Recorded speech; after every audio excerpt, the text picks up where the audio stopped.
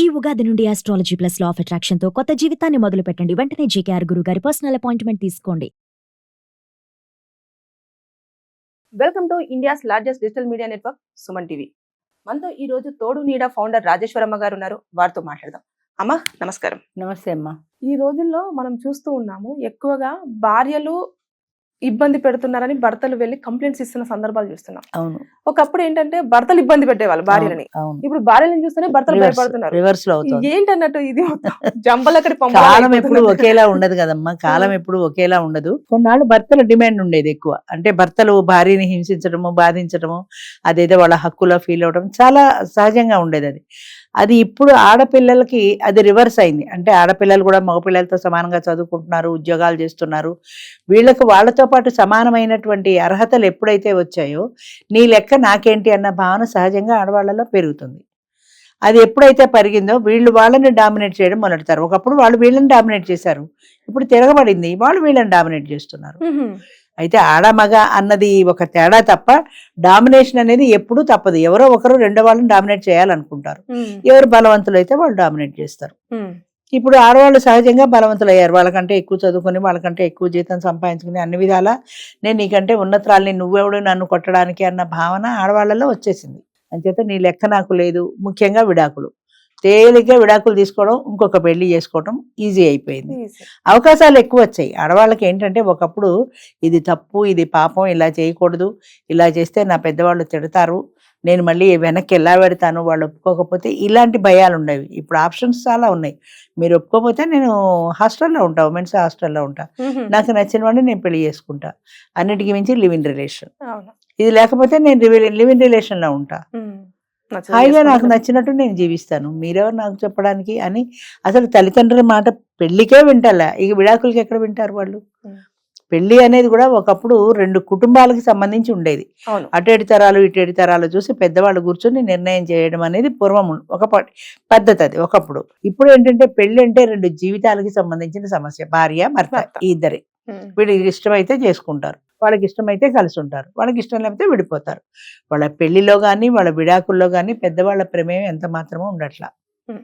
పెళ్లికి రమ్మంటే రావడం అంతే, మేము ఉన్నాం, బతికే ఉన్నామని రావడం చేయడం తప్ప వాళ్ళ పెత్తనం అనేది పోయింది. అలాగే విడాకుల విషయంలో కూడా నాకు వాడు నచ్చట్లేదు, నేను విడాకులు చేసుకుంటానంటే కాదమ్మా సహించు భరించు అని చెప్పే పెద్దవాళ్ళు కరువయ్యారు, చెప్తే పిల్లలు కూడా వింటలేదు.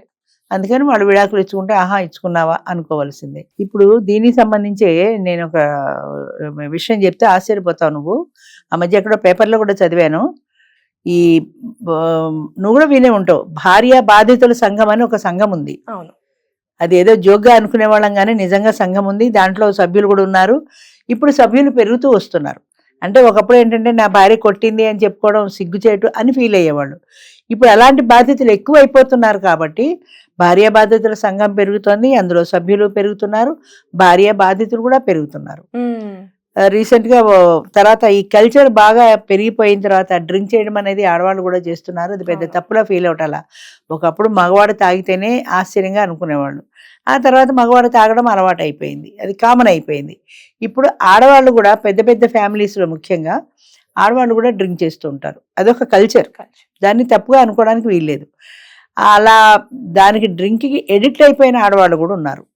దానికి ఎడిక్ట్ అయిపోయి రాత్రి పగలు వాళ్ళు కూడా తాగడం మొదలెట్టి ఇంటికి వచ్చి మొగుడిని కొట్టే స్థాయికి ఆ స్థాయికి ఎదిగిపోయారు ఆడవాళ్ళు. భర్తను కొట్టేవాడు, తాగొచ్చి వాడు కొట్టేవాడు. ఇప్పుడు భార్యలో తాగొచ్చి కొట్టే పరిస్థితి కూడా వచ్చింది. అంచేత భార్య బాధితుల సంఘం అనేది పెరుగుతోంది. ఇలా తాగితే పోలీస్ కంప్లైంట్ ఇచ్చాడు ఎవడో, ఒళ్ళు మండి నా పెళ్ళాన్ని నన్ను కొట్టింది అని. ఏం చెప్తారు పోలీసులు? ఆవిడని తీసుకెళ్లి జైల్లో పెట్టే స్థాయి వాళ్ళకి లేదు. వాడికి ఏం చెప్తే అర్థమవుతుంది? బాబు నువ్వు నీ పెళ్ళాం పరిష్కరించుకోండి, ఇది మీ ఫ్యామిలీకి సంబంధించిన సమస్య, మేమేం చేయలేమని వాళ్ళు కూడా చేతులు ఎత్తేసారు. ఎందుకంటే ఇప్పుడు ఆ పేరు మీద ఈవిని అరెస్ట్ చేయాలి, కొట్టిందని. అరెస్ట్ చేసి జైల్లో పెడితే మహిళా మండలి అందరూ జెండాలు పట్టుకు బయలుదేరతారు. మహిళలకి పైన అన్యాయం భరించకూడదు, తిరగబడాలి, ఇలా ఏదేదో స్లోగన్స్తో పడతారు. అందుకని ఆడాళ్ళతో మాకు వద్దు బాబు నమస్కారం అని వాళ్ళే నమస్కారం పెట్టి మీరు పరిష్కారం చేసుకోండి అన్నారు. సో అటువంటి పరిస్థితి ఎందుకు వస్తోంది అంటే, నాకు తెలిసి ఆడవాళ్ళు ముఖ్యంగా చదువులు ఉద్యోగాల పేరు మీద బయటికి రావటం, ఫైనాన్షియల్ పరిస్థితి డెవలప్ అవుతున్న కొద్దీ ఆడవాళ్ళలో కూడా ఒక కాన్ఫిడెన్స్ పెరుగుతుంది. ఇండిపెండెంట్ పూర్వం ఇన్ని భరించి ఉన్నారంటే వాళ్ళకి ఆదాయం లేదు, వాళ్ళు ధైర్యంగా బయటికి వెళ్ళి బ్రతికే మార్గం లేదు కాబట్టి మొగుడు కొట్టినా తిట్టినా ఏం చేసినా భరించారు. ఇప్పుడు వీళ్ళకి ఆదాయ మార్గం ఉంది, పేరెంట్స్ పట్ల భయభక్తులు లేవు. అంచేత మా జీవితం మేము బ్రతకగలమనే ధీమా, ఆర్థికమైనటువంటి వెసులుబాటు ఎప్పుడైతే వచ్చిందో వీళ్ళల్లో కాన్ఫిడెన్స్ పెరిగింది. ఆడవాళ్ళకి అభద్రతా భావం పోయింది, భద్రత పెరిగింది. నాకు ఉద్యోగం వచ్చింది, నాకు ప్యాకేజ్ ఉంది, నేను హాయిగా నా బతుకు నేను బ్రతకగలను అన్న ధీమా ఎప్పుడొచ్చిందో ఈ కోన్కిస్క కొట్టడం మొగుడెందుకు, వీడితో పడ్డం ఎందుకు, నా ఇష్టం వచ్చినట్టు నేను ఉంటాను, నువ్వు తిడితే నేను పడను, నాకు ఇష్టమైతే కలిసి ఉంటాం, లేదంటే నీ దారి నీదే నా దారి నాదే, అలా కూడా వద్దంటావా. కానీ విడాకులు ఉన్నాయి, లివ్ ఇన్ రిలేషన్షిప్ ఉంది. మార్గాలు అనేకం వచ్చేసాయి. ఎప్పుడు కూడా ఒక సమస్యకి ఏం చేయాలి అంటే 10 రకాల మార్గాలు కనపడుతున్నప్పుడు మనకు నచ్చిన చాయిస్, మనకు నచ్చిన మార్గం ఎన్నుకుంటాం. నాకు లివ్ ఇన్ రిలేషన్షిప్ ఉంది, నీకు డైవర్స్ ఇచ్చి ఇంకో పెళ్లి చేసుకోవచ్చు, నేను ఎవరితోనే అక్రమ సంబంధం పెట్టుకోవచ్చు, నాకు బోలెడు మార్గాలు ఉన్నాయి, నువ్వు ఒకడవే కాదు కదా నాకు అన్న ధోరణి. పూర్వం ఏదో పతివ్రతల కాలం కాదు కదా ఇది.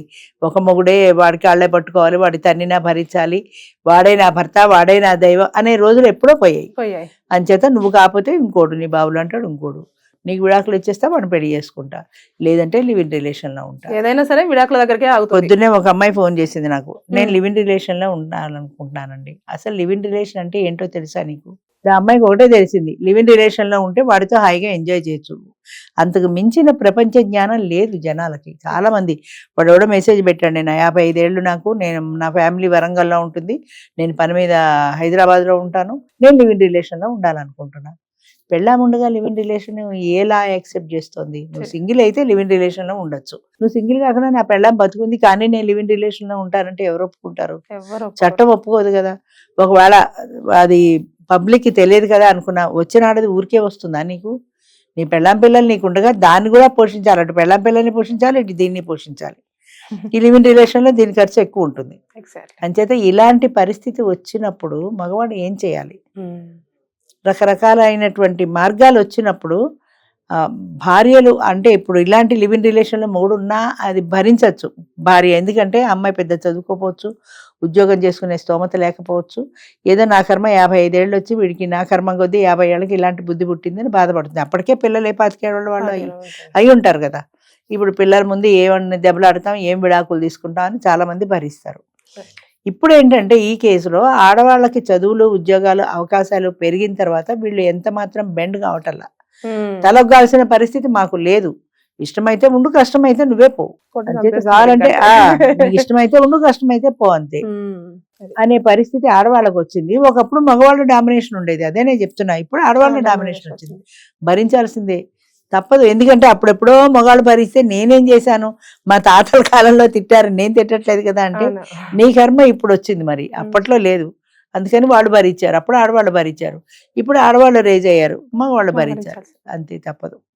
అంటే ఇది కాలచక్రం ఇలా తిరుగుతూ ఉంటుంది, పగలో రాత్రి లాగా.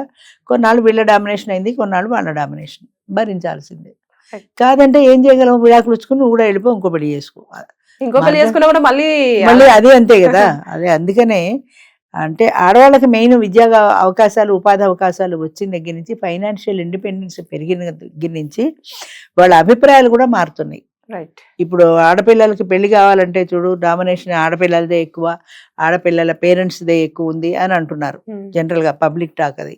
ఎంచేత ఆడవాళ్ళ రేషియో తక్కువ ఉంది, మగవాళ్ళ రేషియో ఎక్కువ ఉంది. అంచేత డిమాండ్ అండ్ సప్లై థియరీ ప్రకారము డిమాండ్ ఎక్కువ ఉంది, సప్లై తక్కువ ఉంది. అక్కడ సప్లై తక్కువ ఉంది కాబట్టి ఒక మెట్టు మగవాడు దిగాల్సిందే పెళ్ళాం కావాలంటే, లేకపోతే పో అంటారు. అందుకని వాడు దిగాల్సిందే, వాళ్ళు సర్దుకోవాల్సిందే. వచ్చిన తర్వాత పెళ్ళయిన తర్వాత భార్య డామినేషన్ కూడా వాళ్ళు సర్దుకోవాల్సిందే. అందుకని కాలంలో వచ్చే మార్పుల్ని మనం ఏం చేయలేమమ్మా. Thank you.